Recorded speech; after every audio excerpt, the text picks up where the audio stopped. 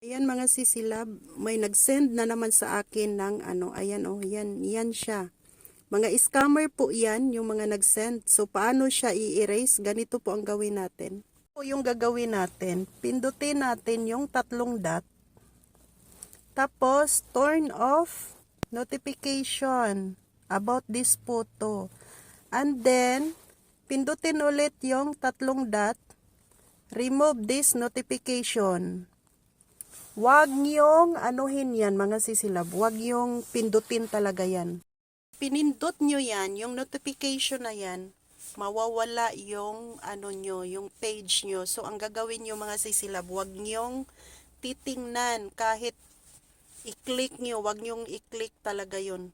Ang gagawin nyo, remove the notification and then delete. Yun lang mga sisilab para hindi mawawala yung mga page nyo sa mga baguhan nating mga user FB na monetize na. Mag-ingat po kayo sa mga scammer. Yan po yung mga modus nila para mawawala yung mga yung natin page.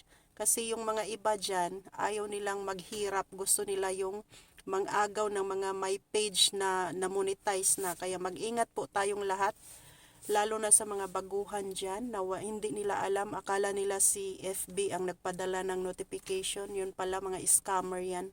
Mag-ingat po tayo mga sisilab kasi naranasan ko na yan, kaya ko binidyohan yan para magbigay din ng lesson sa ibang tao na maraming nagsisend ng ganon. Wag yung pindutin yan mga sisilab, nakakatakot yan, mawawala talaga mga page nyo. Thank you for watching, bye!